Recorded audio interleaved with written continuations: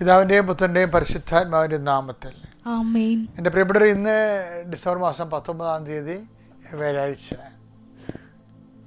നമ്മൾ ക്രിസ്മസിനോട് പതുക്കെ പൂമുഖത്തായിട്ടുണ്ടേ. ആ സന്തോഷത്തോടെ പ്രാർത്ഥന ചെല്ലാം. അമ്മേ, പരിശുദ്ധ അമ്മേ, അമ്മേ പരിശുദ്ധ ദൈവമാതാവേ, അന്ന് അങ്ങ് കൃപാസനത്തിൽ പ്രത്യക്ഷപ്പെട്ട് വരാൻ പോകുന്ന മഹാദുരന്തത്തിൽ നിന്ന് രക്ഷപ്പെടാനും എല്ലാവർക്കും വേണ്ടി പ്രാർത്ഥിക്കുവാനും ആവശ്യപ്പെട്ടിട്ട് 20 വർഷം തികയുന്ന ഈ വേളയിൽ കൃപാസനത്തിലൂടെ ഞങ്ങൾക്കും ഈ ദേശത്തിനും അങ്ങ് മധ്യസ്ഥം തേടി തന്ന എല്ലാ അനുഗ്രഹങ്ങൾക്കും കൃപകൾക്കും ഞങ്ങളിപ്പോൾ ഹൃദയം നിറഞ്ഞ നന്ദി പറയുന്നു. അമ്മേ പരിശുദ്ധ ജപമാല മാതാവേ, സകല കൃപാസനം പ്രാർത്ഥനകളോടും ചേർത്ത് ഞങ്ങളിപ്പോൾ പ്രാർത്ഥിക്കുന്ന ഈ കുടുംബത്തിന്റെ പ്രത്യേക നിയോഗം പരമക്കളെ.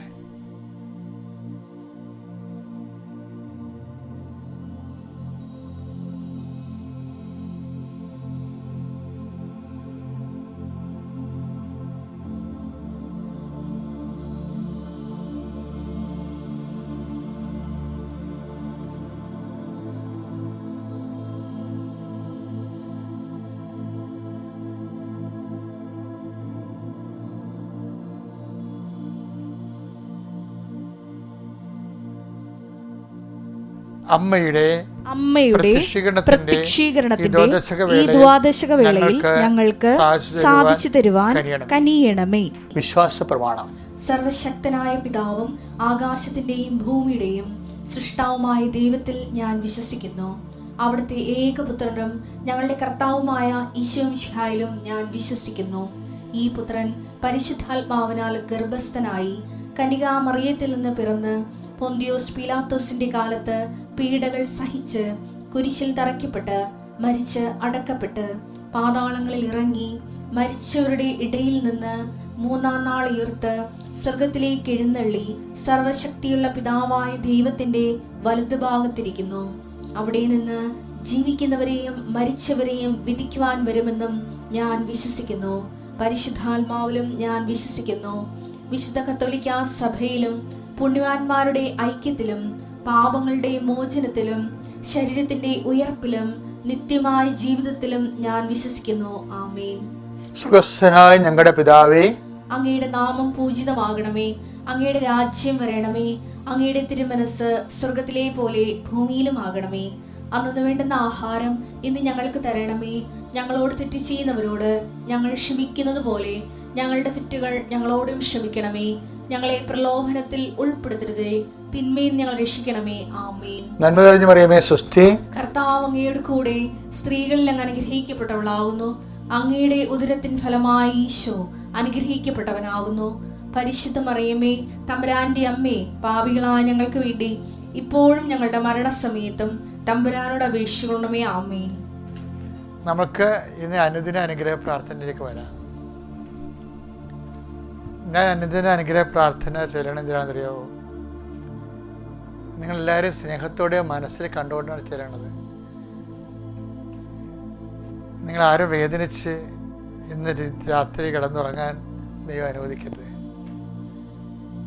നിങ്ങൾ പോകുന്ന വഴികളെല്ലാം ദൈവത്തിൻ്റെ വാഗ്ദാനം അനുസരിച്ച് ദൈവത്തിൻ്റെ സാന്നിധ്യം കൂടെ ഉണ്ടാകണം. നിങ്ങളെല്ലാം വിശ്വാസത്തിൻ്റെ സുവിശേഷത്തിൻ്റെ വലിയ സാക്ഷികളായിട്ട് ജീവിക്കണം. കർത്താവേ, അങ്ങയുടെ മക്കൾ തലകുനിക്കാൻ നീ അനുവദിക്കരുത്. ആരുടെയും മുമ്പിൽ കണ്ണീരോടെ പ്രാർത്ഥിക്കുന്ന കർത്താവേ, നിന്റെ വിശുദ്ധ പൗരോഹിത്യത്തെ നീ മഹത്വപ്പെടുത്താം. കർത്താവേ, നിന്റെ തിരുമുറുപാടുന്ന വലതുകരം ആണിപ്രതാടുന്ന അത്ഭുതകരത്താൽ കർത്താവേ അങ്ങയുടെ മക്കളുടെ ശിരസിൽ വെക്കണേ പ്രാർത്ഥിക്കുന്നു. അടിപ്പഴ പോലെ കർത്താവിന് ശക്തി ഒഴുകട്ടെ. വൈതാക്കാലം പോലെ ദൈവിക ശക്തി രോഗാതുരമായ ശരീരങ്ങളിലേക്ക് ഒഴുകട്ടെ. ഉച്ചമുതൽ ഉള്ളംകാല് വരെ കർത്താവിൻ്റെ രക്തം പടരട്ടെ. Lord Jesus Christ, pour out His Spirit. The fire fingers suck with the precious blood.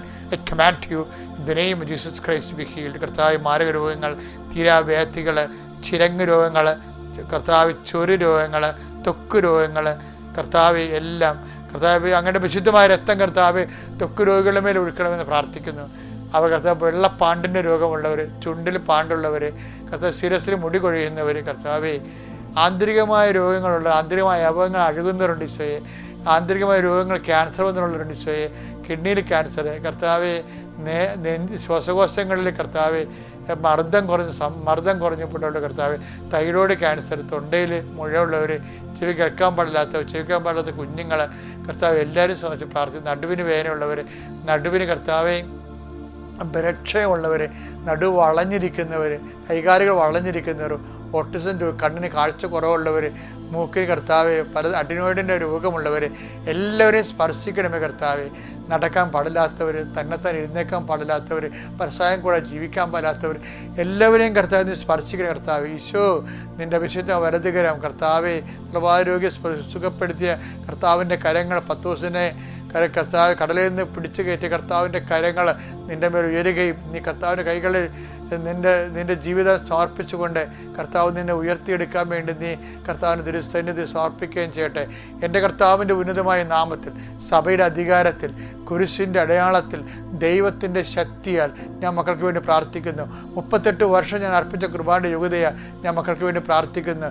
കൃപാസ്ഥാനത്താറെ ജീവനോടെ പ്രത്യക്ഷപ്പെട്ട മാതാവിൻ്റെ മാധ്യസ്ഥതയിൽ ഞാൻ മക്കൾക്ക് വേണ്ടി പ്രാർത്ഥിക്കുന്നു. രോഗികൾ, പീഡിതർ, സാമ്പത്തിക ബാധ്യതയുള്ളവർ, വീടില്ലാത്തവർ, സ്ഥലമില്ലാത്തവർ, ആരോരുമില്ലാത്തവർ എല്ലാവരും ഉണ്ടായിരുന്നു. ആരും കർത്താവ് അനാഥർ, കർത്താവ് ജോലി ചെയ്യാൻ പറ്റാത്തവർ, പട്ടിണി കിടക്കുന്നവരോട് വരെ ഉണ്ട്. അങ്ങനെയുള്ള എല്ലാവരും കർത്താവ് നീ എന്നെ സമർപ്പിച്ച് പ്രാർത്ഥിക്കുന്ന ഈശോയെ. പല മക്കൾ പല രീതിയിൽ പല ജീവിതത്തിലായിപ്പോയവർ, അകപ്പെട്ടു പോയവർ, പാപത്ത് വീണ് പോയവർ, എനിക്ക് എഴുന്നേക്കാൻ പറ്റാത്ത രീതിയിൽ ഭീഷണിക്ക് വിധേയമായി ജീവിതം തകർന്നു പോയവർ, ഇനി എന്ത് ചെയ്യുമെന്ന് അറിയാൻ പാടില്ലാത്ത കുറ്റബോധം ഭാരത്തോടെ താങ്ങി നടത്തുന്നവർ കർത്താവ്, പലതരം കേസുകളിലും കർത്താവ് ചതിക്കേസുകളിലൊക്കെ പെട്ട് കർത്താവ്, മയക്കുമരുന്നിൻ്റെ ചതികൾ പ്രയോഗങ്ങളിൽ പെട്ടുപോയവരും, മയക്കുമരുന്ന് അടിമയായിട്ടുള്ളവരും, അതിൻ്റെ കേസിൽപ്പെട്ടവരെയും സംബന്ധിച്ച് പ്രാർത്ഥിക്കുന്ന വിസായാലും അന്യവിദേശ ജോലികളിലും വിദേശ ജയിലുകളിലും കിടക്കുന്നവരുണ്ട് ഈശോയെ.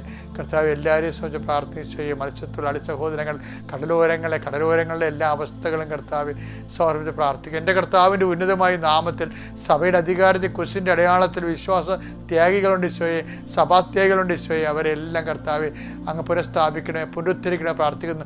എൻ്റെ കർത്താവിൻ്റെ ഉന്നതമായ നാമത്തിൽ, സഭയുടെ അധികാരത്തിൽ, കുരിശിൻ്റെ അടയാളത്തിൽ കർത്താവ് അങ്ങനെ മക്കളെ ആശീർവദിക്കണേ പ്രാർത്ഥിക്കുന്നു. മരണ വീടുകൾ, രോഗവീടുകൾ, കലഹത്തിൻ്റെ വീടുകൾ, മക്കൾ പിരിഞ്ഞ് മാതാപിതാക്കന്മാർ പിരിഞ്ഞുപോയ വീടുകൾ, അത് ഇങ്ങനെ അലങ്കോലപ്പെട്ട അനാധീനമായി പോയിട്ടുള്ള വീടുകളെല്ലാം കർത്താവിൻ്റെ പരിശുദ്ധമായ തലക്കെട്ട് യേശുക്രിസ്തു ഉന്നതമായ നാമത്തിൽ, സഭയുടെ അധികാരത്തിൽ, കുരിശിൻ്റെ അടയാളത്തിൽ, ദൈവനാമത്തിൽ എല്ലാ തിന്മകളും ഈശോനാമത്തിൽ കൂടി തുടച്ചു മാറ്റപ്പെടട്ടെ. Lord, in peace, spirit of power and grace. മക്കളെ, നമ്മളിന്ന് വായിക്കുന്ന സുവിശേഷം ഒരു പ്രവാചകഗ്രന്ഥമാണ്. യെശയ്യാ 17:11. നടുന്ന ദിവസം തന്നെ അവ മുളയ്ക്കുകയും ആ പ്രഭാതത്തിൽ തന്നെ അവ പൂവിടുകയും ചെയ്താലും ദുഃഖത്തിന്റെയും അപരിഹാര്യമായ വേദനയുടെയും ദിനത്തിൽ അതിന്റെ വിളവ് നശിച്ചു പോകും. അനുഭവിക്കാൻ പറ്റത്തില്ല. ആൾക്കാർക്ക് ഭയങ്കര ആക്രാന്തമാണല്ലോ. പക്ഷെ ഇതിൻ്റെ വിഷയം ഇതൊന്നുമല്ല. ഇതിൻ്റെ മുകളിൽ പറഞ്ഞ വചനങ്ങൾ വായിക്കുമ്പോൾ നമുക്ക് മനസ്സിലാകേണ്ടത്, അതായത് മനുഷ്യന്മാർക്ക് ദൈവത്തെ അംഗീകരിക്കുന്നത് പോരായ്മയെ കരുതിയത് കൊണ്ട് റോമ 1:29 പറയും, ആത്മവികാരങ്ങൾക്ക് അവരെ ഏൽപ്പിച്ചു കൊടുത്തത്. ചില ആൾക്കാർക്ക് ദൈവത്തെ അംഗീകരിക്കുന്നത് പോരായ്മയാണ്. വേറെ കഥയൊന്നുമില്ല. മറ്റുള്ള മുമ്പിൽ താനൊരു ബുദ്ധിജീവിയുടെ ഒരു കുപ്പായം എടുത്തിടണമെന്ന് മാത്രമേ ഉള്ളൂ. എന്താ കാര്യം വെച്ച് കഴിഞ്ഞാൽ ഞാൻ അഭ്യസ്തവിദ്യനാണ് എന്നുള്ളത്. പക്ഷേ ഇങ്ങനെ ഇത് തന്നെ ഒരു മനുഷ്യൻ്റെ ഏറ്റവും വലിയ ദുരന്തം എന്ന് പറയുന്നത്. സമൂഹം മറ്റ് ദൈവത്തെ തള്ളിപ്പറയാനുള്ള നിങ്ങളവർക്ക് തൻ്റെ ഇടമാണ്. തൻ്റെ ഇടമല്ല, അതൊരു ഭീരുത്വമാണ്. എന്ന് വെച്ച് കഴിഞ്ഞാൽ തന്നെ എല്ലാം ആശ്രയിച്ചു കൊണ്ട് താനാണ് ദൈവം. ശരിക്കും പറഞ്ഞാൽ ദൈവത്തെ തള്ളിപ്പറയുന്നതിൻ്റെ മുമ്പിൽ ഒരിക്കലും ദൈവത്തെ നമുക്ക് ഇവിടുത്തെ പ്രശ്നം വെച്ച് കഴിഞ്ഞാൽ ഒരു വായുവിനെ തള്ളി മാറ്റിക്കഴിഞ്ഞാൽ വേറൊരു വായു വന്ന് കയറത്തില്ലേ? എന്തായാലും ബാലൻസ് ചെയ്യത്തുള്ളൂ. ദൈവം തള്ളി മാറ്റിക്കഴിഞ്ഞാൽ ഇപ്പോൾ ഭർത്താവ് ഇരിക്കേണ്ട ഭർത്താവ് ഇരുന്നതിനെ പട്ട് കയറി ഇരിക്കുമെന്ന് പറയത്തില്ലേ?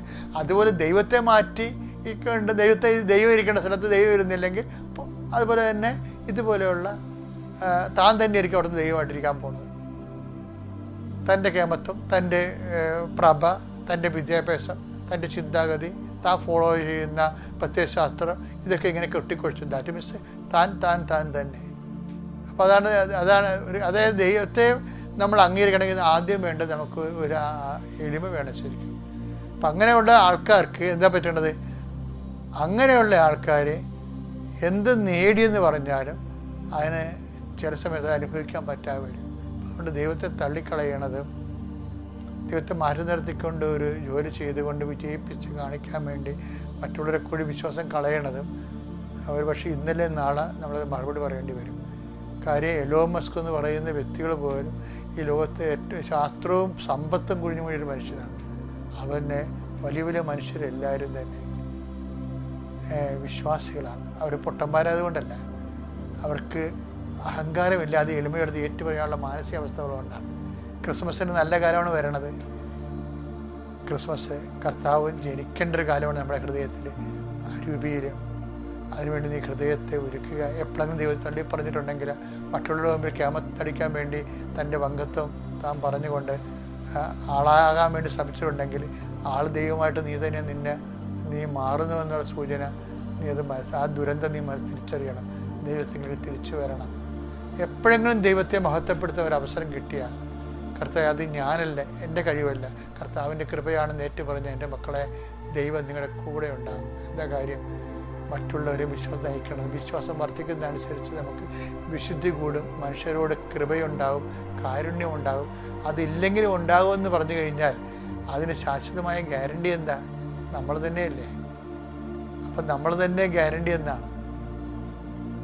പക്ഷെ അതിനേക്കാൾ നല്ലത് ദൈവത്തെ ഗ്യാരണ്ടി ചെയ്യേണ്ടതാണ്. കാര്യം ഒരു കാരണവും ഇല്ലാതെ ഒരു കാര്യം ഒരിക്കലും ഉണ്ടാകത്തില്ല. അപ്പം ആ കാരണം പ്രകൃതിയല്ല, ബുദ്ധിയും ബോധവുമുള്ള ഒരു വ്യക്തിയാണ്. അതിനാണ് നമ്മളെല്ലാവരും ദൈവം ദൈവം എന്ന് പറയണത്. അതുകൊണ്ട് എൻ്റെ മക്കളെ ദൈവവിശ്വാസം തന്നെ ഒരു വലിയ കാര്യം. ഞാൻ മാതാവിനെ നേരിട്ട് കണ്ടൊരു മനുഷ്യനാണ്. കാരണം അതിനുവേണ്ടി മരിക്കാൻ വരും, ആ സാക്ഷ്യത്തിന് വേണ്ടി മരിക്കേണ്ടി വന്നപ്പോൾ ഞാൻ തയ്യാറാണ്. എന്താ കാര്യം? സത്യമായത് കൊണ്ടാണ്. അതുകൊണ്ട് ഞാൻ ഇങ്ങനെ പറയാൻ കാരണം, തെറ്റുകൾ കാണുമ്പോൾ, ദൈവത്തെ നിഷേധികളെ കാണുമ്പോൾ നമുക്ക് വിഷമം തോന്നും. എന്താണ് അവർക്ക് പറ്റിയത്? എങ്ങനെയാണ് അവർക്ക് നഷ്ടപ്പെട്ടത്? നിസ്സാര കാര്യത്തിൻ്റെ പേരിലാണ്. ഒരു മനുഷ്യൻ പറയുന്നത് ഞാൻ വയറുവേദന വന്ന് ഞാൻ പ്രാർത്ഥിച്ചു, അപ്പോൾ ദൈവം എൻ്റെ വയറുവേദന മാറ്റില്ല, ഉടനെ സ്വയം പ്രഖ്യാപിത നിരീശ്വരവാദിയായി. വല്ല കഥയുണ്ട്. വിഡ്ഢിത്തരം ഇങ്ങനെ കുറേ ആൾക്കാർ കെട്ടിയെടുന്ന് വിളിക്കും. അവരുടെ വയറ്റിപ്പഴുപ്പിന് വേണ്ടി മറ്റു മതക്കാരെയും കൂടി ചേർത്തുകൊണ്ട് തൻ്റെ ബിസിനസ്സൊക്കെ നന്നായിട്ട് പോകാൻ വേണ്ടിയുള്ള ചെറിയ സൂത്രപ്പണികളും ചെറിയ പരിപാടിയും ഗിമ്മിക്കുകളുമാണ്. ഇതൊക്കെ ബുദ്ധിയും ബോധമുള്ളവന് എല്ലാവർക്കും അറിയാൻ പറ്റും. അതുകൊണ്ട് അവരും പറഞ്ഞാൽ കേട്ടിട്ട് നീ ദൈവത്തള്ളി പറയരുത്. ദൈവത്തിൽ അടിയുറച്ച് വിശ്വസിക്കാനും സുവിശേഷം ജീവിക്കാനും ദൈവം നിന്നെ സഹായിക്കട്ടെ. പിതാവിൻ്റെയും പുത്രൻ്റെയും പരിശുദ്ധാത്മാവിന്റെ നാമത്തിൽ ആമേൻ.